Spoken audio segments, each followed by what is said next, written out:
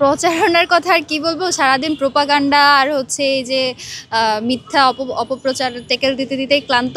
তারপরে যেটুকু সময় পাচ্ছি চেষ্টা করছি সকলের কাছে কাছে যাওয়ার, এবং ঢাকা বিশ্ববিদ্যালয়ের শিক্ষার্থীরা তারা অবশ্যই সুবিবেচক, তাদের সেই বিবেচনা আছে কে যোগ্য।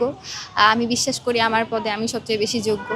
তাদের যেটা উদ্দেশ্য সেটা হলো আমাকে দমিয়ে দেওয়া। এবং আপনারা দেখবেন যে এখন সবাই খুব কথা বলছে, কিন্তু এই যে ডাকসু কেন্দ্রিক যেটা সবাই সবসময় হয়েছে সত্য কথা, কিন্তু ডাকসু কেন্দ্রিক যে একেবারে নারীদেরকে একেবারে করে তোলা, বিষিয়ে তোলা, তাদেরকে যাতে সরে যেতে বাধ্য হয় এমন পরিস্থিতি সৃষ্টি করে, এটা কিন্তু আমার মাধ্যমেই শুরু হয়েছে, এবং শুরু কারা করেছে আপনারা খুব ভালো মতো জানেন। তারপরেও এখন তারা অনেক বড় বড় কথা বলে।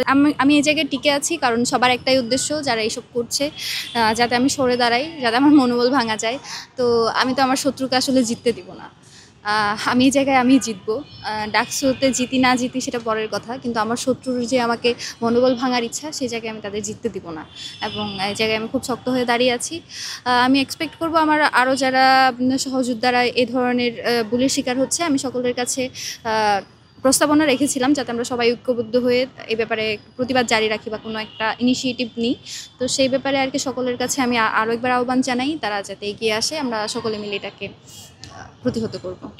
প্রচারণার কথা আর কি বলবো, সারাদিন প্রোপাগান্ডা আর হচ্ছে এই যে মিথ্যা অপপ্রচার টেকেল দিতে দিতেই ক্লান্ত। তারপরে যেটুকু সময় পাচ্ছি চেষ্টা করছি সকলের কাছে কাছে যাওয়ার, এবং ঢাকা বিশ্ববিদ্যালয়ের শিক্ষার্থীরা তারা অবশ্যই সুবিবেচক, তাদের সেই বিবেচনা আছে কে যোগ্য। আমি বিশ্বাস করি আমার পদে আমি সবচেয়ে বেশি যোগ্য। এই যোগ্যতার মাপকাঠি আসলে মুক্তিযোদ্ধার সন্তান হওয়া কিংবা হচ্ছে মুক্তিযুদ্ধের একমাত্র ধারক বাহক হওয়া না। এইটার হচ্ছে যেটা সবচেয়ে বড় যোগ্যতা, সেটা হচ্ছে আপনি কতখানি এই জায়গায় নিজেকে কি দিতে পারবেন, এবং তার জন্য আপনার কি কি প্ল্যান আছে, এবং এটা আসলে করার ক্যাপাসিটি আপনি রাখেন কিনা, এবং আপনি সর্বোপরি সৎ কিনা। তো আমি সৎ মানুষ, আমি বিশ্বাস করি যে আমার ঢাকা বিশ্ববিদ্যালয়ের যারা সিনিয়র জুনিয়র সহপাঠী আছে তারা সেই বিবেচনায় আমাকে ভোট দেবে।